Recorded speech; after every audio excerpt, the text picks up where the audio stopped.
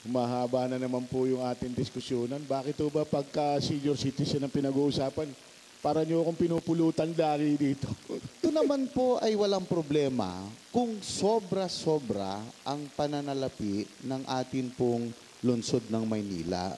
Sa akin lamang po, Your Honor, tayo po, ang atin pong alkalde, ay naghihigpit nga po ng kanyang sinturon para po masigurado na lahat ng lehitimong tiga Maynila ay nabibigyan naman po ng karampatang benepisyo.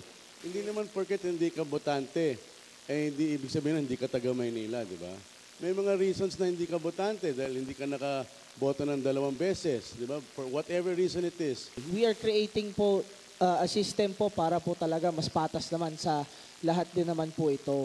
Pero hindi po ba yung paggawa rin naman natin ng batas na ito nung sinauna, yung budget po na ina-allow din naman po natin, kada sa mga senior po na yan, kada isa na mga na naka-apply po dito po sa ordinansang ito, ay meron na po siguro silang ina-assume natin na allotted na budget po na yan for the rest of the year po. So mula January hanggang December, yun na po yung supposed na maibibigay po sa kanila, and tayo naman na po ang in charge po sa pag-allot or pagbigay po sa kanila nung proseso po na yun. So regardless po kung wala po sila o hindi, yung budget po natin, correct me lang po if I'm wrong, di ba? Naka-allot na po yun at set na po yun para sa kanila hanggang po sa katapusan ng taon po natin.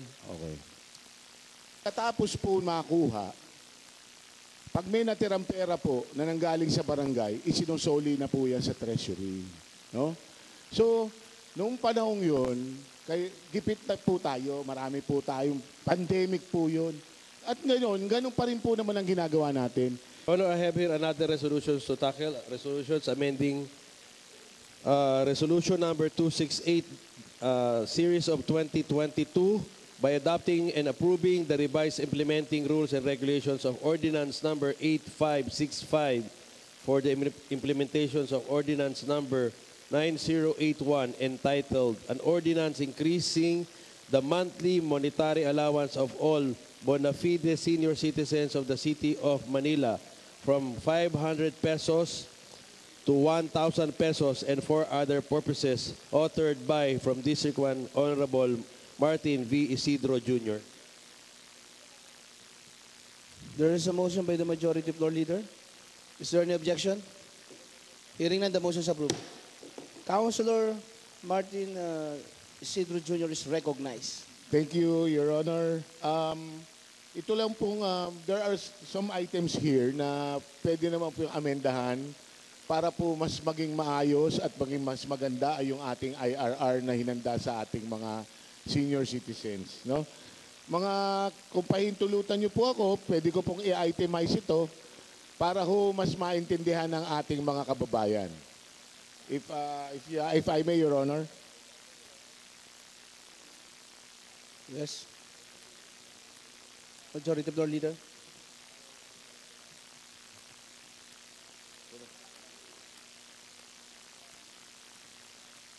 Pwede na po? Pwede na po. Okay. Go ahead, Konsyal. Ito po adoption, a resolution adopting and approving the revised implementing rules and regulations of Ordinance number 8565 as amended by Ordinance number 9081 entitled An Ordinance Increasing Monthly Monetary Allowance of All Bona Fide Senior Citizens of Manila from 500 pesos to 1,000 pesos. And for other purposes. Ang una po nating i-clarify dito, yung pong rule number 1, the purpose and revision of the IRR is hereby approved in the pursuant of City Ordinance 9081, amending, yun nga lang po, the amendment of 1,000 monthly allowance for all bona fide senior residents of Manila.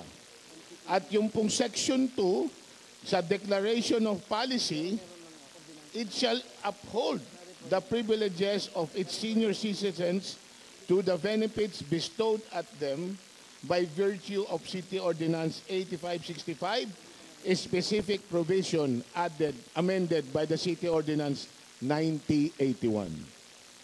So, Ito po, ipinakikita lang naman po rito na dating 500 pesos a month, ngayon po ay 1,000 pesos a month na po ito. So, ito po yung isa pang i-amenda natin under rule number 2. It's simpleng-simple lang naman po ito. Dinagdag lang po natin to as additional record ng COMELEC, no? And this will serve as a check and balance for all of us. For non-voter and correction of details in COMELEC records is duly filled and notarized malayang pamamahayag. No? Sa rule number 3, nandito rin po, idinagdag ko, representatives from the Senior Citizens Affairs Manila shall verify and authenticity, veracity, and correctness of information. Yung pong tamang dalawang salita na yun, yung po ang naging basihan ko. Of the amended documents and actual residency of the senior citizen within 60 days of submission. On the said representation shall submit the report to the office immediately upon accomplishment of their task. So, dito naman po sa rule number 4, ipinakikita lang naman po rito ang quarterly distribution. Sa section 10, sinasabi na po natin dito ang quarterly distribution ng ating mga senior citizens allowance. Dati po yan every 4 months. Ngayon po ay every 3 months na. Sa A po, sa allowances, sa letter A, unahin ko muna yung section 10. Quarterly distribution, allowances due all duly qualified senior citizens shall be distributed to them through quarterly scheduled as follows. A, allowances due to months of January to March shall be distributed not later than April of the same year, unless the occurrence of anticipated causes for delays and the amount to be distributed shall not be deducted in any way. B, allowance due for the month of April to June shall be distributed not later than July for the same year unless the occurrence of anticipated causes for delays, the amount will be distributed shall not be deducted in any way. As of letter C also, Your Honor, allowances due to the months of July to September shall be distributed not later than October. And also, sa letter D po, this allowance due to months of October and December shall be distributed not later than January of the incoming year. Okay? For the last amendment po, Your Honor, ang sakop po dito is Section 12. Section 12 po ito po yung how can I put this term? Yung hinabaan na po natin ang appeal ng senior na hindi nakakakuha, no? Dito po natin makikita ang payout na senior na hindi nakakuha, ito na po yung amendment yan. Ito na po yung amendment yan. Absence on scheduled allowance payout, failure to claim the monetary allowance on specified and announced scheduled allowances payout shall be rendered to void.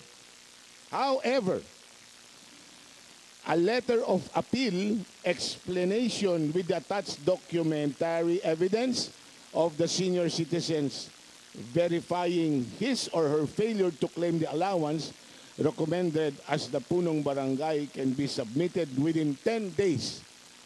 Dati po kasi 5 lang. Ngayon po, 10 working days na rin po ngayon. Dinagdagan po, dinoble ko na din para mas magkaroon pa ng mas mahabang pagkakataon ang senior citizen na makaapila.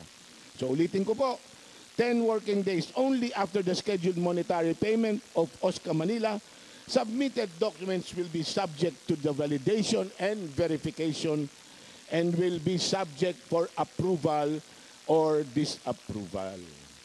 For the last amendment, Your Honor, declaration of inactivity.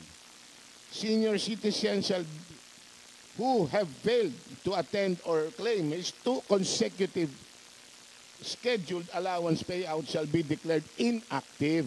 Hindi naman po siya tatanggalin, kaya lang idedeklara siyang inactive. Kasi po hindi natin alam kung siya po ba ay nakatira pa doon sa kanilang barangay o hindi na.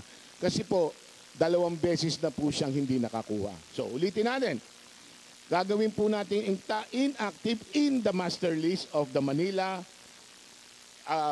of the barangay and the OSCA Manila on the assumption of non-residency in the city of Manila. Okay? So, ito na po. Meron na po dito, iba dinagdag ko. Provided that they comply and submit the requirements specified at Section 5 of the IRR.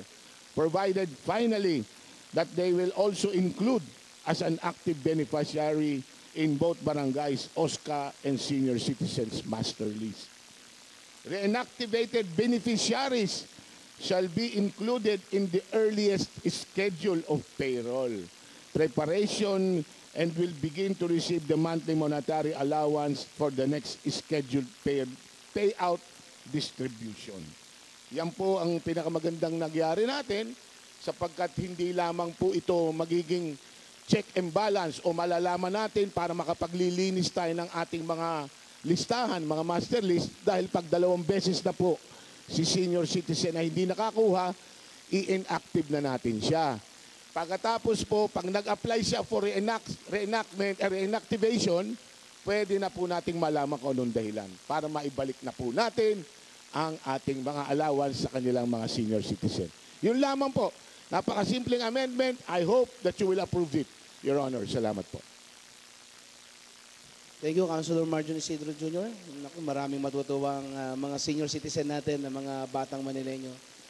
Salamat sa pag-amend mo sa ating batas para mas mapagaan pa ang kanilang pagkuha ng kanilang mga benepisyo. Majority Floor Leader. With that, Your Honor, I move to open the period of discussion and debate and amendments. There is a motion by the Majority Floor Leader to open the period of discussion and debate. Is there any objection? Hearing none, the motion is approved. Your Honor, I move to close the period of discussion and debate and amendments. There is a motion by the Majority Floor Leader to close the period of discussion and debate. Is there any objection? Your Honor, Councilor, Majority Floor Leader. Councilor Avicia. salamat po, Your Honor. May katanungan lang ako, Your Honor. Yung ubang sinabing yung dating 5 days, 10 days, na para makuha po ng ating mga senior yung kanilang allowances. Tama po ba? Ganun po ba ang nangyari? Councilor Marjon Isidro Jr. Ganito po, Your Honor. No? Halimbawa, ipagpalagay po natin ngayong araw na ito ang allowance ng senior citizen. Sa senior citizen po, ang allowance na binibigay natin ay 7 araw. 7 days. Nandun po sila ng 7 araw, andun po yung pagbibigay ng allowances. Ngayon, halimbawa po, nalaman po natin, dahil ang tinatanong po ni Consial Awi, yung extension na binigay natin, yung palugit, pinahaba pa natin. Dati ho, 5 working days lang.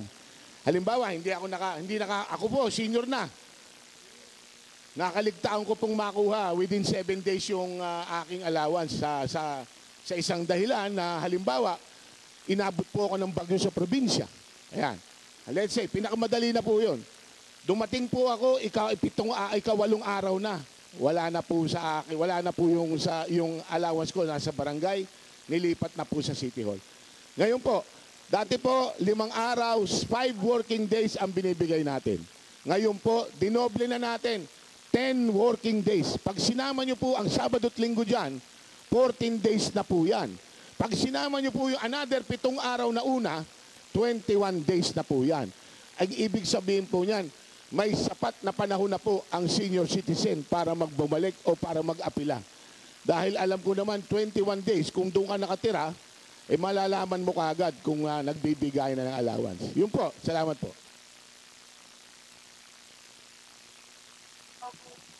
Councilor Avicia.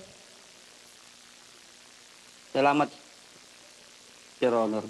Pero yun po, within 10 days, pag hindi na nakuha, mapoporfit na po ba yung kanilang allowance? Councilor Marjon Isidro Jr. Ang pag-forfeit po, ganito po yan. No? Kung halimbawa po, hindi pa rin nila nakuha yon, Ang mangyayari po rito, ganito. Bibigyan pa po, ilalagay pa rin po yung pangalan niya. Okay? Sa susunod na payout. Nandun pa rin po. Kahit hindi niya nakuha, 2 beses po ilalagay ang pangalan ni senior sa payout.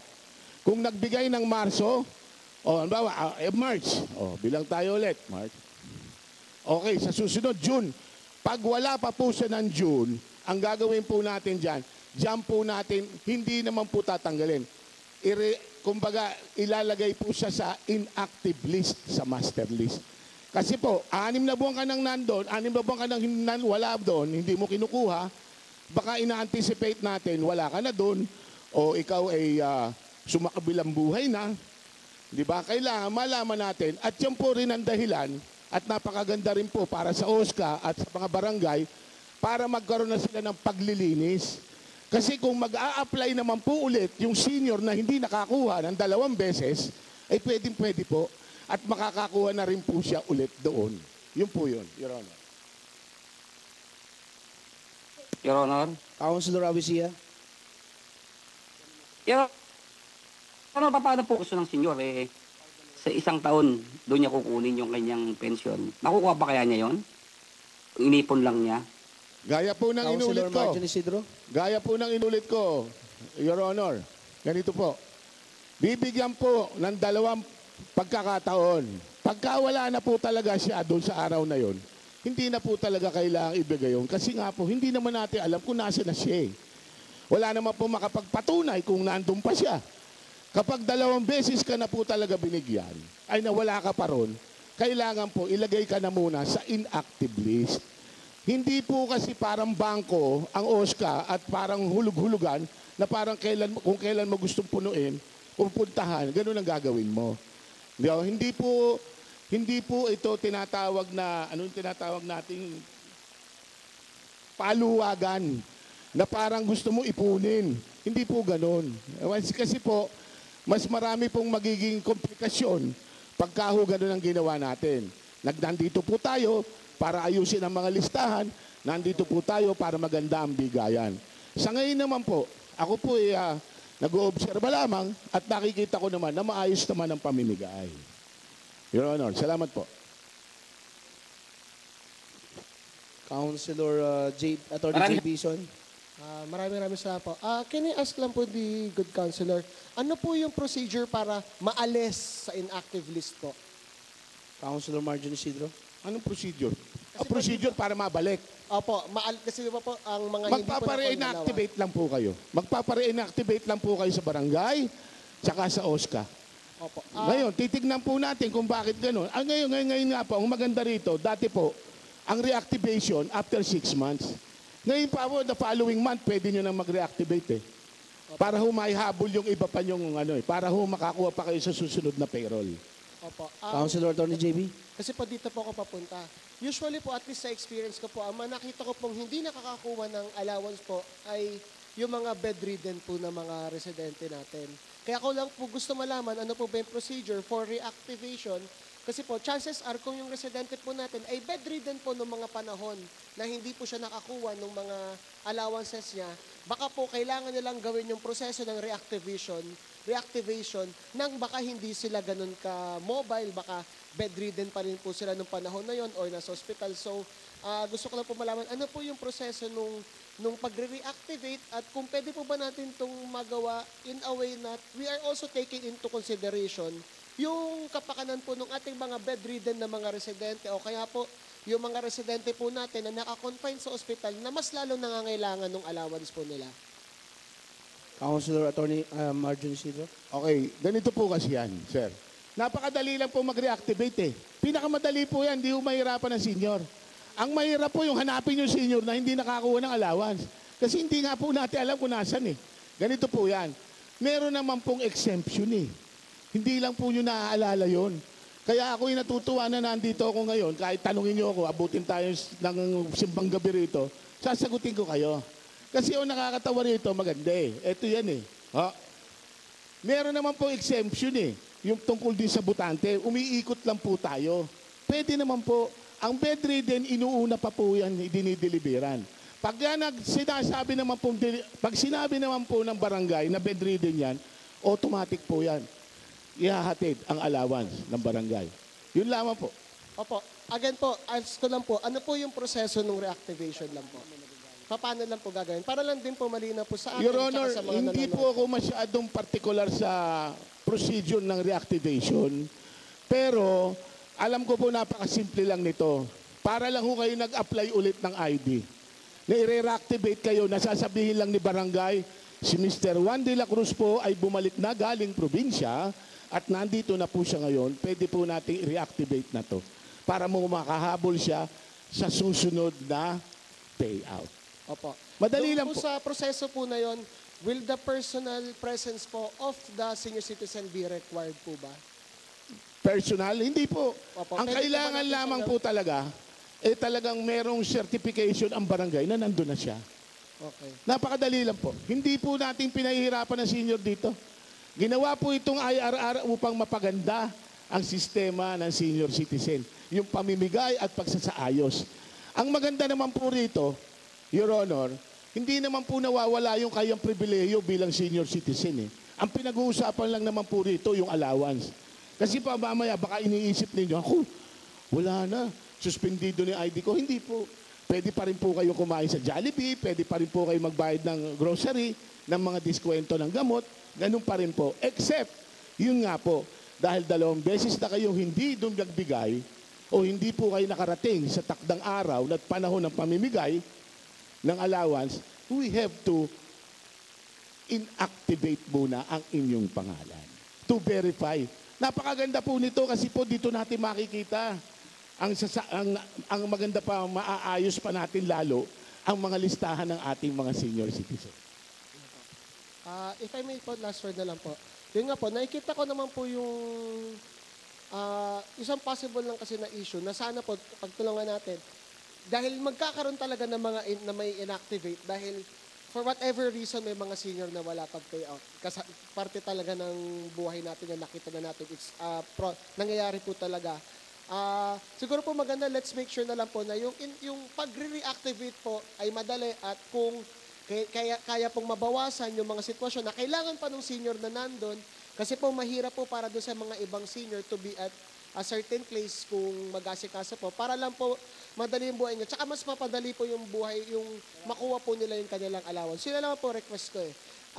If ever po magkakaroon ng mga bagong rules po, pagdating po sa reactivation ng mga na-deactivate na, mas madali lang po. Tsaka, kung hiling katanungan na lang po, yung mga dati po bang na mga senior na hindi na-acclaim before this audit, before po natin ayusin yung rules nila ulit, yung mga last year pa po sila nawala ng allowance, pwede pa rin ba silang magpa-reactivate ngayon para makuha nila yung allowance po nila before? Wala pong problema, Your Honor.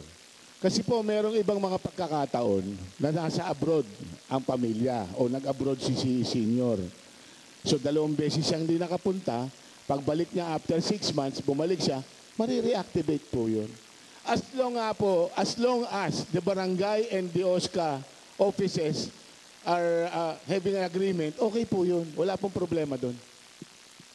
Sa ngayon nga po, magmula po nung ating in-increase ng 1,000 nagmarami na pong bumabalik na senior citizen dito sa atin. Marami na pong bumabalik para mag-apply ulit ng kanilang mga senior ID para magkaroon sila ng allowance. Thank you, Councilor Tol Sargal. Thank you, Your Honor. Your Honor, para lang po may klaro ko lang din naman din yung proseso din po, di ba? So pag na inactive ka na po, nalagay ka na sa inactive na list, tapos lumipas na po, di ba? Usually nagiging quarterly na po yung pagbibigay ng para sa senior citizen. Sabihin po natin, 2 quarter po sila nawala. So that's 2 bigayan po na hindi rin po nakapunta. Kasama na sila sa inactive list po ng time din na yon. By the time na bumalik po ba sila, nagpa-reactivate po ulit sila, forfeited na po yung 2 unang bigay na rin po sa kanya. Councilor Marjorie Isidro Jr. Mapipilitan po tayo i-forfeit yun. Kasi talagang hindi hirapan na po tayong balikan yun. Pero kung mag-a-apply po siya ulit, tuloy na naman po ang kanyang allowance every 3 months. Councilor Tol. Pero yun po yung kung what if ano po ba yung nagiging mga reasoning para rin po meron po ba tayo mga listahan din na valid na mga excuse din po sa paglagay po sa kanila nasa hindi po sa nakapagpunta dun sa 2 beses po na yon.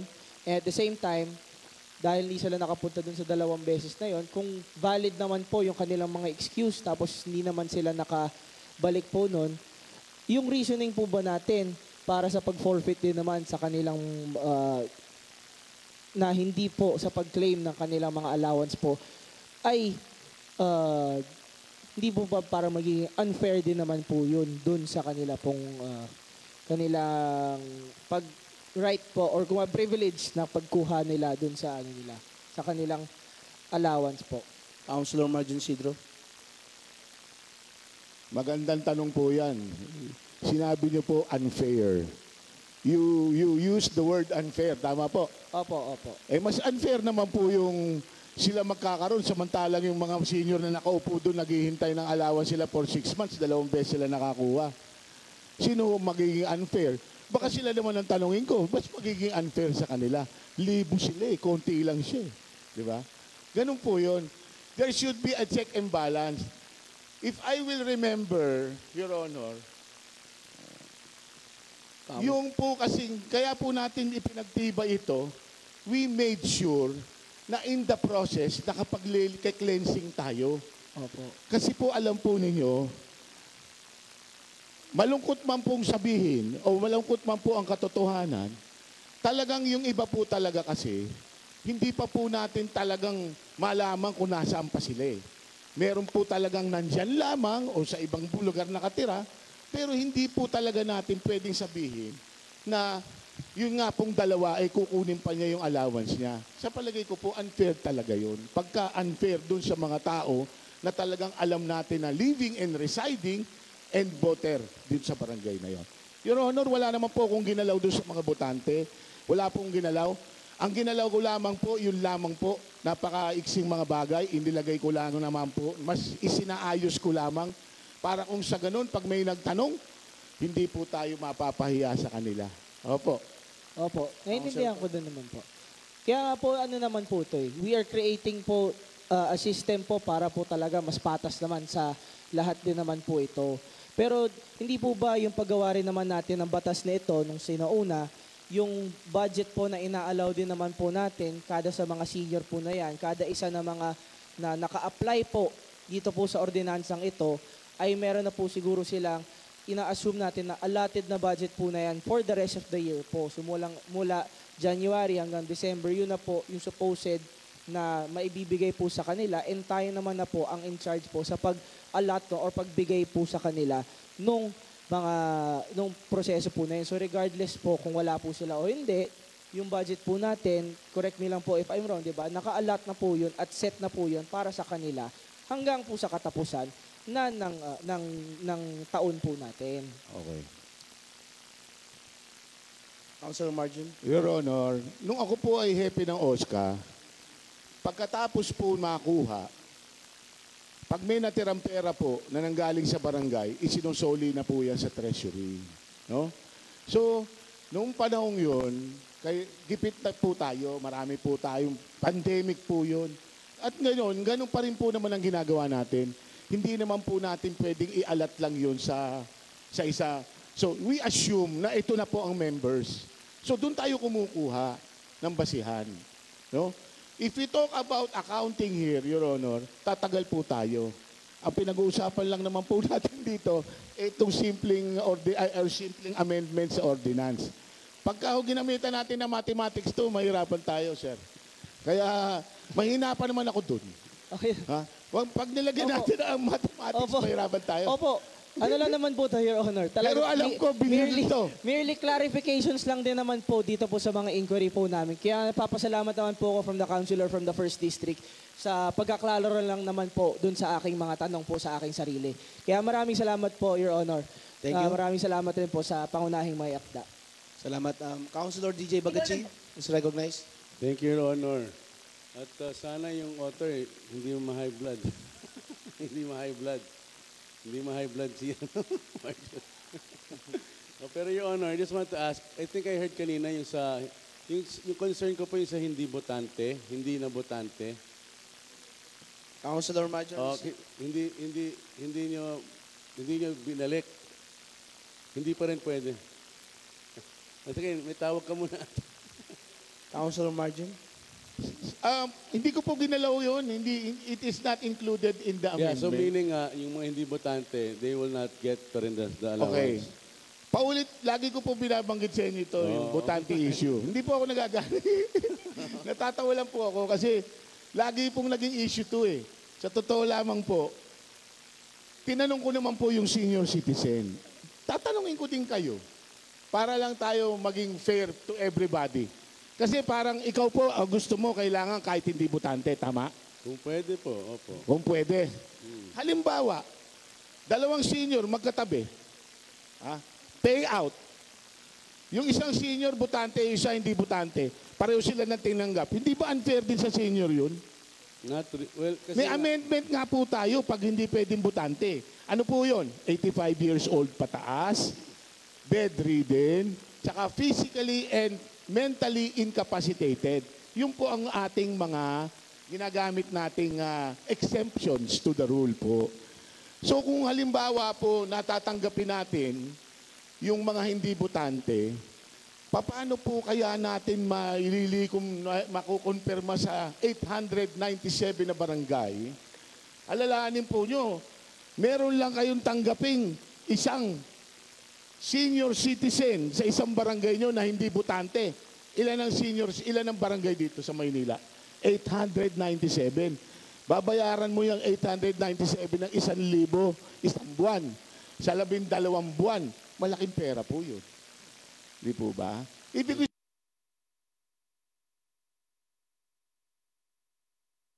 kung akapin sila, marami naman pong iba pang mga sangay ng gobyerno na pwedeng umakap sa kanila. Hindi lamang po tayo. Ang tatandaan po natin ito po ang sa akin, no? Yung pong pagiging botante nyo, wala pong masama dun eh. Pagiging botante mo, ang ibig sabihin nun, ikaw ay membro ng isang barangay. Ikaw ay botante ng isang ng Maynila. No? Ang ibig sabihin po niyan, para sa akin, unahin ko kaya muna yung mga taga Maynila, yung talagang nandito, yung talagang nagmamalasakit sa atin. Hindi ko po sinabing mali itong ginagawa natin, pero ang sinasabi ko po, yung mga Manilenyo, o kaya yung taga Maynila, dapat, kung may biyaya ang gobyerno, dapat taga Maynila din. Tama po ba ako? Your Honor, yes, opo. Your Honor, if I can answer. If I can answer po. Councilor Babilin? Maraming salamat po.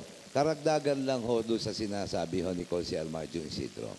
Kasi pag sinabi natin, kailangan natin ng ang senior is botante, reason simple lang. Marami ho tayong mga tao, mga senior citizen, may bahay yung anak niya, may bahay yung manugang niya, na rinireport pangalan niya, taga-probinsya siya, maaring taga-Pampanga, maaring taga-Laguna. So, lahat ng lugar, irinireport niya na siya ay taga-ron. So, para mapatunayan natin na siya ay talagang nakatira sa isang barangay na yan, kailangan naman no, na sana botante siya. Yun yung isa sa mga requirement para hindi ho yung isang senior citizen, lahat ng lugar na nag-report siya, kukunan naman niya ng benepisyo. Kasi, prangkahan, okay, marami na ako naging balita. Sa Tondo pa lang, isang senior citizen, 4 ang address, 4 ang lugar ang kinagkunan niya ng benefits, di ba? Ng allowance. Tapos malalaman mo, taga Laguna siya. Uuwi ng Laguna, meron doon kukunin. Di ba? Yun yung nangyayari. Kaya kailangan natin na botante siya para patunayan na taga-ron siya sa barangay na yun. Maraming salamat po. Your Honor. Thank you, Councilor Your Babilin. Honor, can I answer? Councilor DJ Bagaching? Your Honor, Yes, Your Honor. Your Honor, it doesn't mean, hindi naman porket hindi ka botante, hindi ibig sabihin hindi ka taga Maynila, di ba? May mga reasons na hindi ka botante dahil hindi ka nakaboto ng 2 beses, di ba? For whatever reason it is. But hindi porket hindi ka botante ay hindi ka taga Maynila. Yun lang ang punto ko, Your Honor. But then, you know, you have your reasons for giving the policy for those who can avail of that. Then, syempre, we have to respect that. But I just want to point out That it doesn't mean na kung hindi ka botante, hindi ka taga Maynila, di ba? Pero maybe may mga thresholds kayo na kailangan. Pero my point lang is, you shouldn't discriminate na porque hindi botante, hindi taga Maynila. But pwede rin hindi taga Maynila, pero pwede rin taga Maynila. Yun ang punto ko, Your Honor. Your Honor. Councilor Because old Babilin. people can't vote all the time, di ba? We don't know. Yeah, for example, Thank you, Your Honor. I yield. may address ako sa probinsya. May address ako sa Quezon City. May address ako sa Tondo. May another address ako sa 2nd District. Di ba? Kung yung 4 na lugar na yan kukunan ko, pwede. Di ba? Kasi sabi mo hindi ka botante ron eh. Eh botante lang ako ng 1st District eh. So may address ako sa 2nd District, pwede ba ako kumuha doon? May address ako sa Quezon City. Hindi naman ako botante ng Quezon City. Pwede ba akong kumuha doon? May address ako sa Isabela. Di ba? Pwede ba ako kumuha doon? Kaya nga, sinasabing kailangan botante, reason is nagpapatunay na isa lang ang kukunan mo. Hindi lahat ng address mo kukunan mo. Maraming salamat po. Your Honor, Councilor Awisia. Your Honor. Salamat po, Your Honor. Your Honor, kasi, ang alam kong isa sa requirements po ng ating OSCA, kumukuha rin po sila ng certificate sa ibang syudad na sila ay hindi kabilang sa senior ng ibang syudad. Kaya po ba paano masasabi na sinasabi ni Consiel Babilin na pwede kang kumuha sa Quezon, pwede kang kumuha sa Munda, isa sa requirements sila ay certification na pagpapatunay na hindi ka kumukuha o hindi ka Thank you. nag-apply ng senior citizen. Councilor Marjorie Isidro. Your Honor, humahaba na naman po yung ating diskusyonan. Bakit po ba pagka senior citizen ang pinag-uusapan, para nyo akong pinupulutan lagi dito? Anyway, Your Honor, Sabi ganito mo kayo na, Your Honor, kahit Councilor Awisia. ang alam ko po kasi ganito. Okay. Meron pong mga instances, ganitong pagkakataon Thank po. you, Your Honor. Ito po experience ko lang, Your Honor. Ganito po ito. Merong halimbawa, isang senior citizen na taga, let's say, probinsya. Gawin natin Laguna. Okay? Lumipat po siya sa Maynila. Pero may ID siya ng Laguna. Okay? Ang gagawin niya, parang isosurrender niya na yung ID niya sa Laguna. Sasabihin niya sa Laguna Barangay o LGU, hindi na po ako dito titira, pwede ko na pong kunin, pwede po ninyong bigyan niyo ako ng certificate na wala na po akong sa listahan ng OSCA ninyo dito sa Laguna. So ang gagawin naman ni senior na lilipat ng Maynila, dala-dala niya po yun. So mag-i-email na po yung Laguna kay OSCA Manila at sasabihin niya, ito si particular na tao ay hindi na pwede niya na po siyang kupkupin, o baga dyan na po siya ngayon. Iso-surrender na po yung ID, kukunin na po ni OSCA Manila, yung senior citizen. Ganun po. Thank you. Councilor Philip Lacuna. Your Honor, maiksi lang. Your Honor, yung pinupunto lang po kanina ni Consiel Babilin na nais ko pong susugan. Ito po yung tinatawag po na double blade, Your Honor. Yung double blade, ibig sabihin, yun po yung posible na kumuha sila sa ibang lugar at dahil maluwag naman tayo sa Maynila, ay maaari pa rin kumuha dito. Tulad po ng biyenan ko na botante sa Marikina, gusto magpa-OSCA dito dahil madalas naman po na sa bahay namin, dahil daw dito po may natatanggap na allowance. Ako naman po ay hindi pumayag dahil double blade. May matatanggap sa Marikina, may matatanggap dito sa Maynila. Yun po lang ang atin pong iniiwasan. Ngayon, Your Honor, ito naman po ay walang problema kung sobra-sobra ang pananalapi ng atin pong lungsod ng Maynila. ito po naman ay walang problema kung tayo po ay naka-lockdown or wala pong paraan para po makalabas ang atin pong mga senior citizen. Pero sa akin lamang po, Your Honor, tayo po, ang atin pong alkalde ay naghihigpit nga po ng kanyang sinturon para po masigurado na lahat ng lehitimong tiga Maynila ay nabibigyan naman po ng karampatang benepisyo.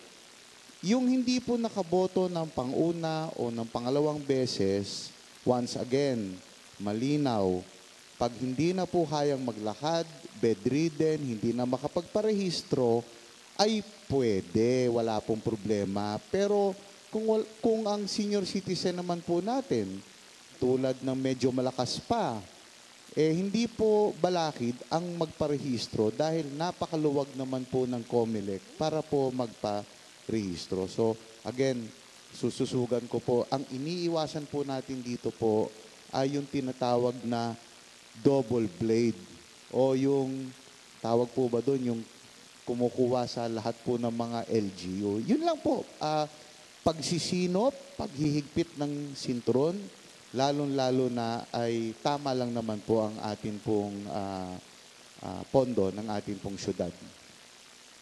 Thank you, Councilor Philip Lacuna. Yep. Councilor DJ Bagatching. Your Honor.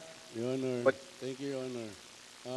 I understand what the gentleman from the 6th District is saying.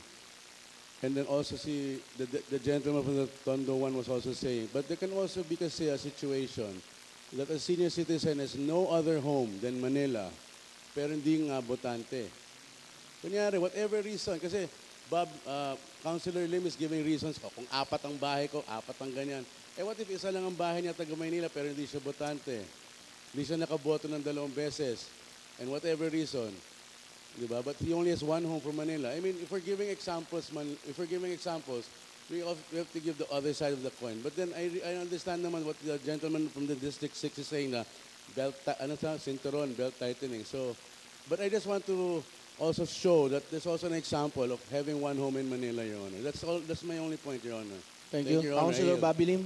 Your Honor, maraming salamat po. Your Honor, di ho ba ang responsibilidad ng isang taong bayan is maging botante, bumoto ng gusto niya. So, ibig sabihin, pag hindi siya botante, ibig sabihin, ina-atras na niya yung karapatan niya. So, hindi na siya botante. Tapos sasabihin, paano mo sasabihin na wala siyang bahay sa ibang lugar? Di ba?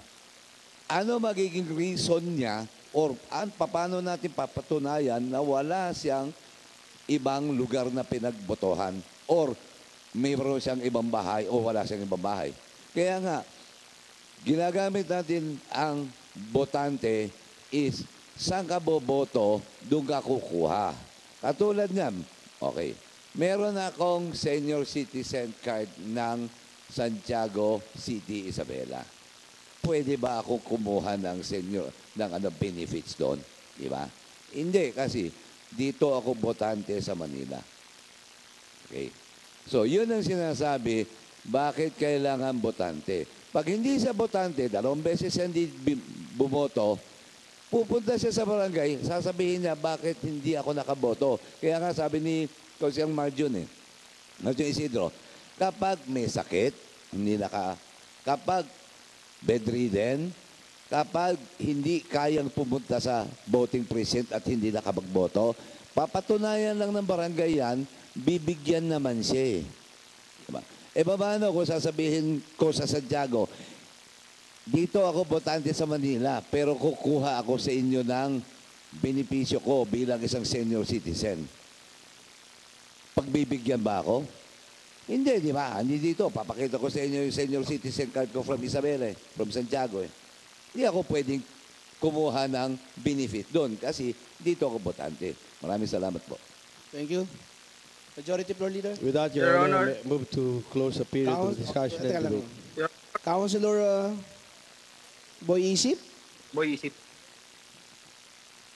Maraming salamat, Your Honor. Manifestation lang po, Your Honor. Nais ko lamang hong pasalamatan ng yung mga barangay chairman, yung mga sa barangay council, lahat po na nag-aasikaso po na makarating yung senior citizen allowance po sa kanila.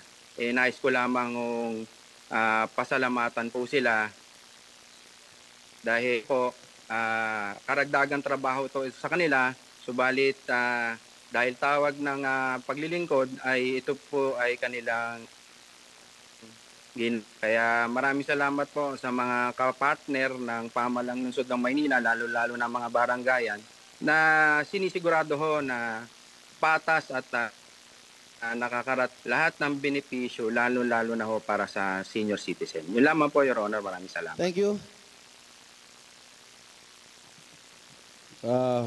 With that, Your Honor, may I kindly move to close the period of discussion and debate and amendments. There is a motion by the majority floor leader to close the period of discussion and debate. Is there any objection? Hearing none, the motion is approved. Your Honor, I would like to move the approval of the said. Oh, dispense the.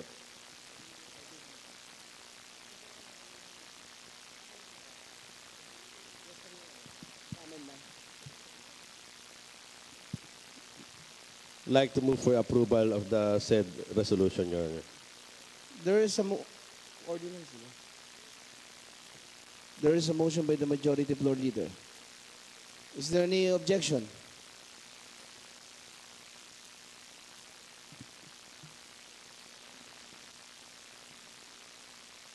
Hearing none, the motion is approved. Congratulations. Your Honor, maraming pong salamat.